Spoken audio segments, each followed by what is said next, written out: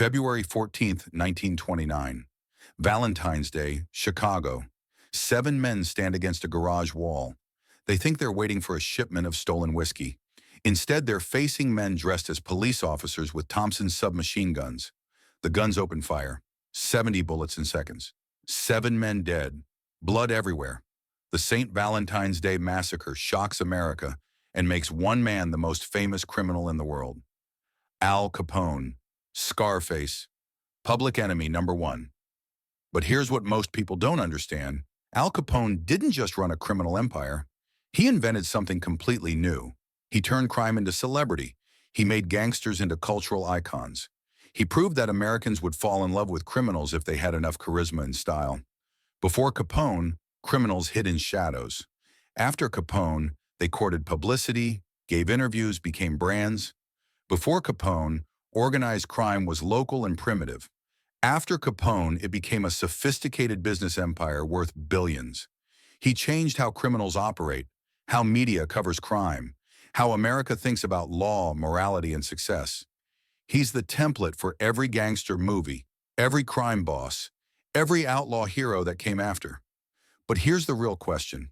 How did the son of Italian immigrants become the most powerful man in Chicago? How did he build an empire worth $100 million in the 1920s? And how did he change American culture so completely that we're still living in the world he created? This is that story. January 17th, 1899. Brooklyn, New York. Alphonse Gabriel Capone is born to Italian immigrants. His father is a barber. His mother takes in sewing. They're poor but respectable, trying to make it in America. Young Al is smart, charming, but has a vicious temper. He gets kicked out of school at 14 after hitting a teacher who disciplined him. That decision changes everything. Instead of education, Al gets his real training on Brooklyn streets. He joins street gangs. First, the Brooklyn Rippers, then the 40 Thieves Juniors. By his teens, he's working for Johnny Torrio, one of the most sophisticated criminals in New York. Torrio sees something special in young Al. He's smart, ruthless, but also personable. He can charm you or kill you, whatever the situation requires. Around 1917, Al is working as a bouncer at a bar when he insults a woman. Her brother slashes Al's face 3 times with a knife. The scars remain for life. People start calling him Scarface, though never to his face unless they want to die. In 1919, everything changes. Prohibition becomes law. The 18th Amendment bans alcohol across America. The government thinks this will create a more moral, productive society. Instead, it creates the greatest criminal opportunity in American history. Americans still want to drink. Demand for illegal alcohol explodes overnight. Whoever can supply that demand will become incredibly rich. Johnny Torrio, now operating in Chicago, calls his protege Al Capone. He needs someone smart and brutal to help build an empire. Al Capone arrives in Chicago. He's 21 years old. Within 5 years, he'll control the entire city. Chicago in the 1920s is wide open. Corrupt politicians, crooked cops, and criminal gangs fighting for territory. Prohibition has turned alcohol into liquid gold. Speakeasies, illegal bars, open everywhere. Someone needs to supply them. Torrio and Capone start building. They don't just bootleg and sell alcohol. They create a vertically integrated business empire. They control breweries, distilleries, transportation, distribution, speakeasies, gambling, prostitution, protection rackets. It's organized crime as modern corporation. And here's where Capone's genius emerges.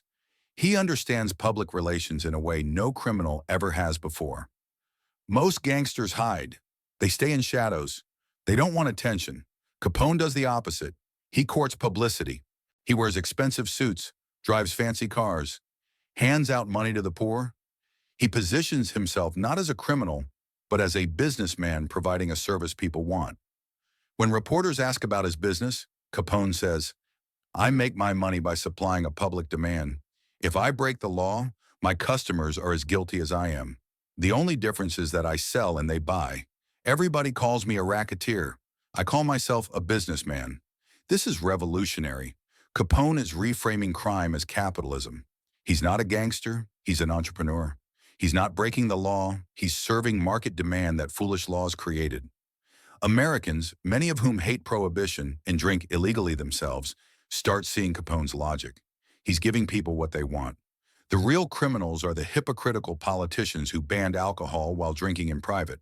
Johnny Torrio retires after being shot and nearly killed by rival gangsters. He hands the entire operation to Al Capone. At 26 years old, Capone controls a criminal empire, making $100 million annually.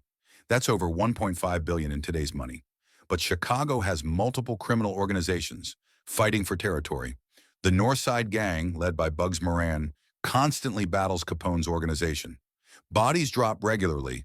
The violence is out of control. Capone decides he needs to eliminate the competition permanently. He plans something unprecedented, a massacre designed to destroy his enemies and send a message that will echo forever. February 14, 1929, St. Valentine's Day. Capone's men, dressed as police officers, enter a garage where Bugs Moran's gang is waiting for a whiskey shipment. The fake cops line 7 men against a wall, as if this is a routine police raid. Then they open fire with Tommy guns. 70 bullets in seconds. 7 men executed. It's brutal, public, and shocking. The St. Valentine's Day massacre makes international headlines. It's too much, too violent, too brazen. Public opinion starts turning against Capone. The federal government decides he must be stopped. But here's the thing, they can't touch him for his actual crimes. Capone is too smart. He insulates himself through layers of organization. Nothing connects him directly to murders, bootlegging, or gambling. Witnesses disappear or refuse to testify. Judges and cops are on his payroll. The government realizes they need a different approach. If they can't get him for crime, maybe they can get him for something else. Taxes. Elliot Ness, a federal agent, leads the Untouchables, a team of agents who can't be bribed or intimidated. They raid Capone's breweries, destroy his supply chains, create economic pressure. Meanwhile, the IRS, led by Agent Frank Wilson, builds a different case: tax evasion. Capone makes millions but never files tax returns. If they can prove his income and show he didn't pay taxes, they can convict him. It's genius strategy. America's most powerful gangster, responsible for hundreds of murders and a massive criminal empire, will go down for not paying taxes. October 1931, Al Capone is convicted of tax evasion. The judge sentences him to 11 years in federal prison, the longest sentence ever given for tax evasion at that time. Capone is shocked. He thought his lawyers would get him off with a fine. He's sent to Atlanta, then transferred to Alcatraz, the new maximum security prison designed to hold America's most dangerous criminals. Al Capone becomes prisoner number 85. At Alcatraz, Capone gets no special treatment. He's just another inmate. His health deteriorates. Untreated syphilis, which he contracted years earlier, starts destroying his brain. He becomes confused, childlike, diminished. Capone is released early for good behavior and poor health. He's 40 years old but has the mental capacity of a 12-year-old. The syphilis has destroyed his brain. He retreats to his Florida estate and lives out his remaining years in mental fog, occasionally fishing, mostly confused. January 25, 1947. Al Capone dies of cardiac arrest after a stroke. He's 48 years old. The man who once controlled Chicago, who made $100 million a year, who was the most famous criminal in the world, dies a broken, confused shell of himself. But his death is just the beginning of his legend. Here's what makes Al Capone different from every gangster who came before him. He understood that in 20th century America, image is everything. He didn't just commit crimes, he created a brand. Before Capone, criminals were shadowy figures the public feared. Capone made himself a celebrity. He gave interviews. He posed for photographs. He attended baseball games and opera performances where crowds cheered when he arrived. He was treated like a movie star. At the height of his power, Capone operated openly from the Lexington Hotel in Chicago, which served as his headquarters. He had offices, secretaries, accountants. He held court like a king. Politicians, businessmen, celebrities came to see him. To be seen with Al Capone meant you were connected, important, powerful. He dressed impeccably. Custom suits, silk ties, diamond jewelry. He got manicures and haircuts daily. He understood that looking successful was as important as being successful. Capone pioneered the idea of the gangster as Robin Hood. During the Great Depression, when Chicago was struggling, Capone opened soup kitchens that fed thousands of unemployed people. Were these genuine acts of charity or publicity stunts? Both. But they worked. People saw Al Capone, the bootlegger and murderer, feeding the hungry when the government wasn't. It created cognitive dissonance. How can someone feeding children be all bad? How can someone the government calls public enemy number one be helping people the government ignores? Capone was brilliant at exploiting this contradiction. He positioned himself as a man of the people, providing services people wanted, alcohol, and helping those in need, soup kitchens, while corrupt politicians and hypocritical reformers made everyone's lives worse. The media couldn't resist him.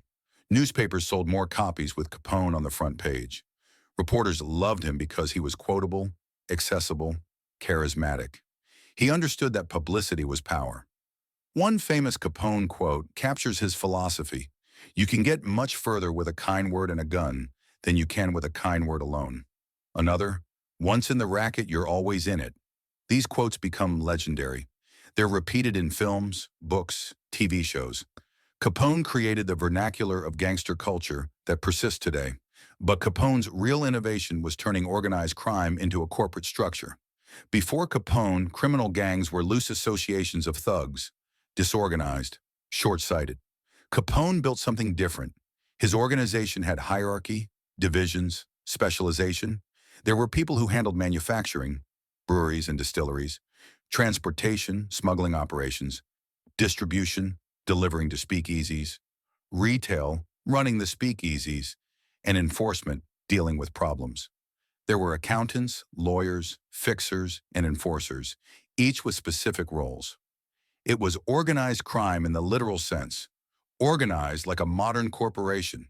This model becomes the template for every major criminal organization that follows. The Italian mafia in America adopts it. Drug cartels use it. Modern organized crime syndicates follow the structure Capone pioneered. Capone also understood political corruption in a sophisticated way.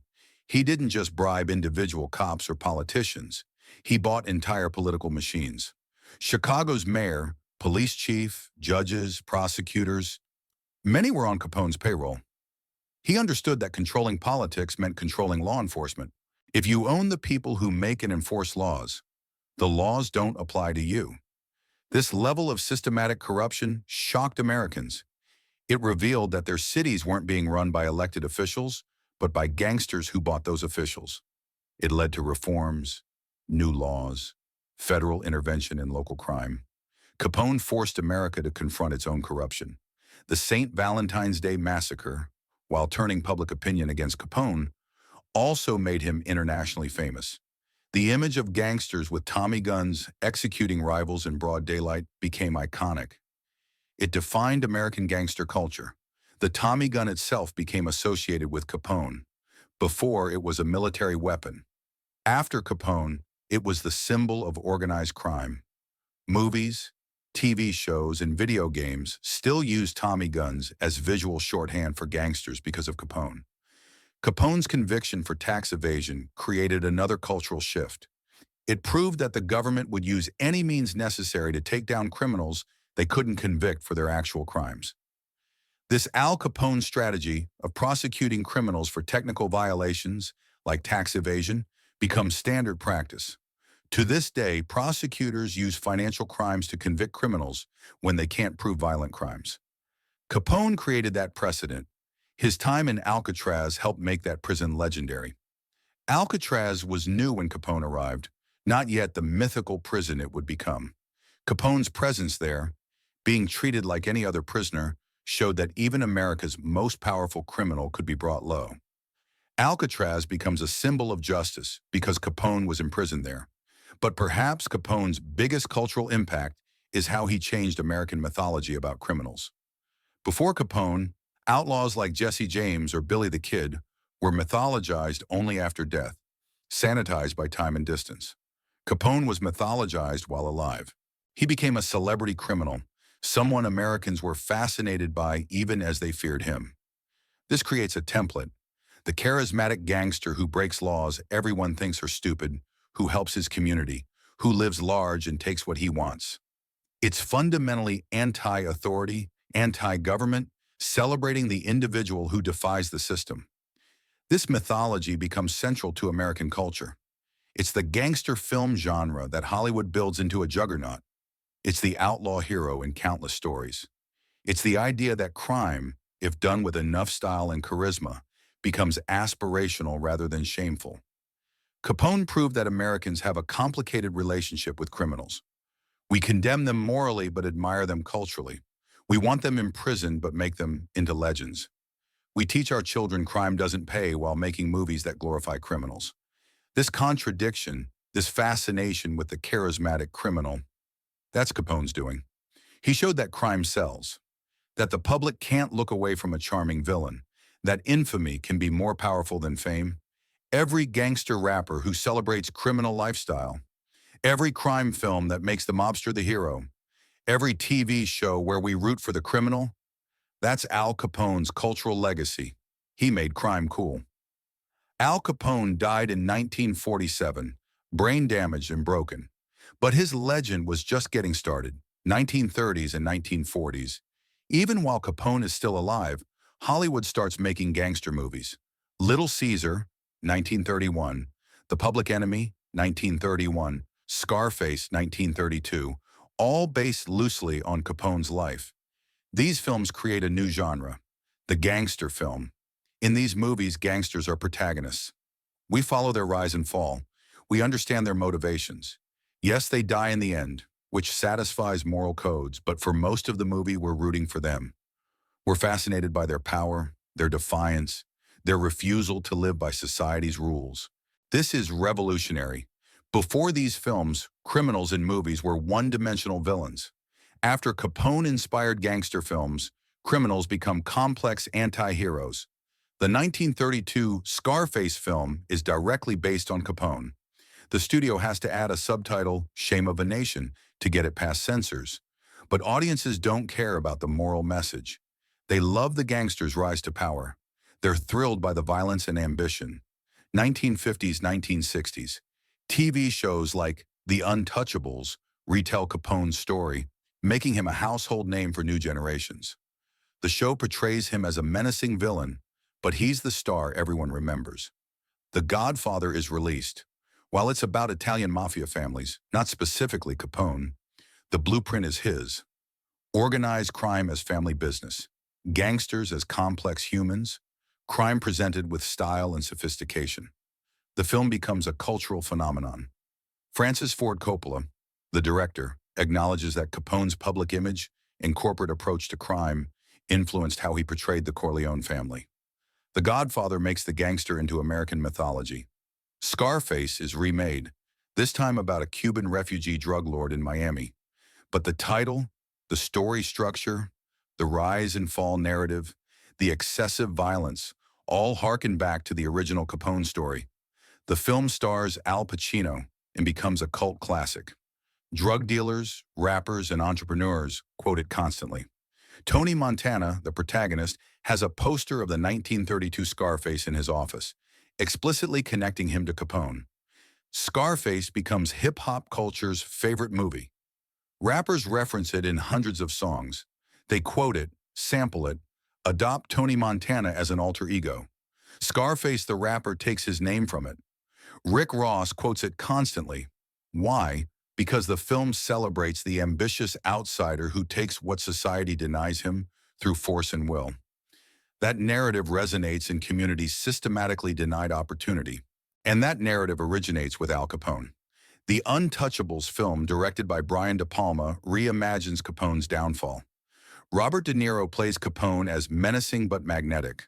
The film presents Capone as almost supernatural in his power, requiring an elite team of incorruptible agents to defeat him. The film cements Capone in popular consciousness as the ultimate gangster, the standard against which all others are measured. 1990s, 2000s. TV shows like The Sopranos and Boardwalk Empire continue exploring organized crime. Boardwalk Empire explicitly depicts Capone's rise in Chicago, showing young Al learning the business. The Sopranos revolutionizes TV by making a criminal the protagonist of a long-form drama. We spend years with Tony Soprano, a murderer and criminal, but we understand him, sympathize with him, root for him. That's only possible because Capone established decades earlier that audiences will embrace charismatic criminals. Capone, starring Tom Hardy, shows the gangster's final years, brain damaged and diminished. It's a dark, unglamorous portrayal, but the fact that filmmakers keep returning to his story shows his enduring fascination. Video games perpetually use Capone as a reference point. Mafia games, Grand Theft Auto, every crime game borrows from the Capone playbook. Prohibition-era aesthetics, Tommy guns, organized crime structures, territory control. But Capone's influence goes beyond entertainment. He changed how law enforcement operates. The FBI, which became powerful partly by fighting Capone-era gangsters, institutionalized many tactics used against him. Wiretaps, financial investigations, racketeering laws. The RICO Act, passed in 1970 to fight organized crime, is a direct descendant of strategies developed to fight Capone. The IRS Criminal Investigation Division, which took down Capone, became a powerful enforcement tool.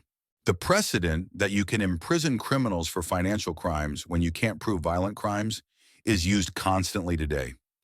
Every white-collar crime prosecution, every time a drug dealer is convicted for money laundering or tax evasion rather than drug trafficking, that's the Capone strategy. Capone also changed how we think about prohibition and the war on drugs. He proved that banning substances people want creates massive criminal opportunities. The failure of prohibition led to its repeal in 1933. Today's debates about drug legalization explicitly reference prohibition and Capone. Advocates for legalization argue that, like prohibition, the war on drugs created powerful criminal enterprises, cartels, and massive violence without actually stopping drug use. They point to Capone as historical proof that prohibition doesn't work. Whether you agree with that argument or not, the fact that we're still debating policy using examples from Capone's era shows his enduring relevance. Capone changed American fashion too. The 1920s gangster aesthetic he popularized, fedoras, pinstripe suits, long coats, is still considered stylish. Every time a man wears a fedora and pinstripe suit, whether knowingly or not, he's channeling Capone-era gangster style. Chicago itself embraced Capone as part of its identity. The city offers gangster tours visiting Capone-related sites. The Lexington Hotel where he operated is a landmark. Bars and restaurants use Prohibition and Capone themes. His image appears on T-shirts and souvenirs. Chicago, a great American city, has partially built its tourism identity around a violent criminal who terrorized it. That's how powerful Capone's charisma was. Capone's story contains another cultural message: the American dream's dark side.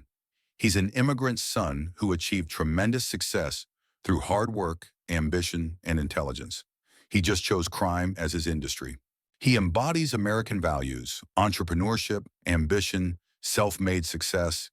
He just achieved them illegally.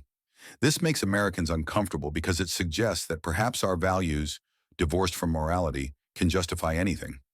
Capone forces us to ask, what's the difference between a ruthless businessman and a ruthless criminal? Both might exploit people, bend rules, destroy competitors. The main difference is legality, which can change, as Prohibition proved. This is why Capone resonates.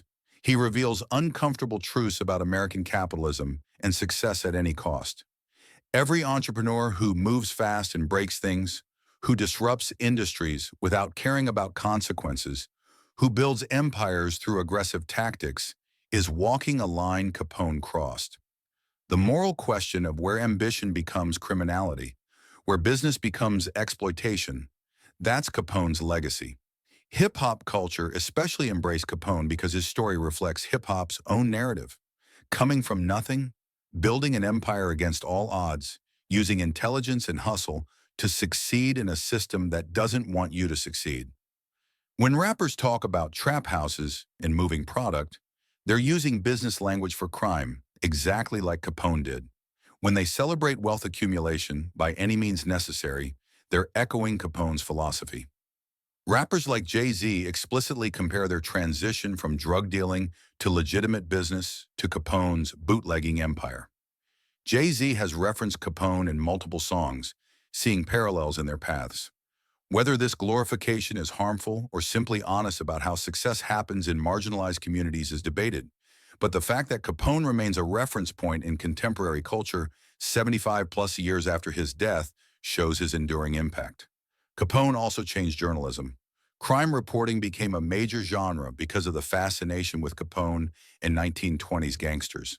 True crime as entertainment, which is now a massive industry with podcasts, documentaries, and books, has roots in Capone-era reporting. The tabloid style of sensational crime coverage, prioritizing violence and personality over policy and context, that's partly Capone's legacy. He showed that crime sells newspapers, attracts audiences, generates profit. Even the term public enemy number one, which sounds like movie marketing, originated with Capone. The Chicago Crime Commission declared him public enemy number one in 1930. That label, making criminals into branded threats, becomes standard practice. Today, the FBI's most wanted list, international most wanted lists, enemy number one declarations for terrorists, all descend from Capone's designation. We branded him as the ultimate threat, and that branding technique persists. Capone's syphilis-caused dementia also became a cautionary tale about untreated STDs and the importance of sexual health. Public health campaigns used his tragic decline to encourage treatment. Every aspect of Capone's life became a lesson, a reference point, a cultural touchstone. His rise teaches ambition in business. His violence warns about crime's consequences. His soup kitchens show public relations manipulation. His conviction proves no one's above the law. His dementia warns about health neglect. His legend demonstrates American fascination with outlaws. He's simultaneously hero and villain, success story and cautionary tale, aspirational figure and warning. This complexity makes him endlessly fascinating. So how did Al Capone change the world? He invented celebrity crime, proving that criminals could become cultural icons if they had enough charisma and understood public relations. He turned organized crime into a corporate structure that every major criminal organization still follows. He forced America to confront its corruption, showing that gangsters could buy entire political systems. His conviction for tax evasion created a new law enforcement strategy still used today. He created the gangster mythology that Hollywood turned into an entire genre. Every gangster film, from The Godfather to Goodfellas to The Sopranos, exists because Capone showed audiences would embrace charismatic criminals. He influenced hip-hop culture's embrace of outlaw narratives. He changed how we debate prohibition and drug policy. He made Chicago's criminal history part of its tourist identity. Most importantly, Capone revealed America's complicated relationship with criminals. We condemn them morally but make them into legends. We imprison them but immortalize them in film and music. Al Capone was a murderer, a criminal, a violent man who destroyed lives. But he was also a genius marketer, a brilliant organizer, and a cultural revolutionary who changed how America thinks about crime, success, and the American dream's dark side. He died broken and confused, but his legend never dies. 75 years later, we're still fascinated, still making films about him, still debating what he represents. That's how a criminal becomes immortal. That's how Al Capone changed culture forever.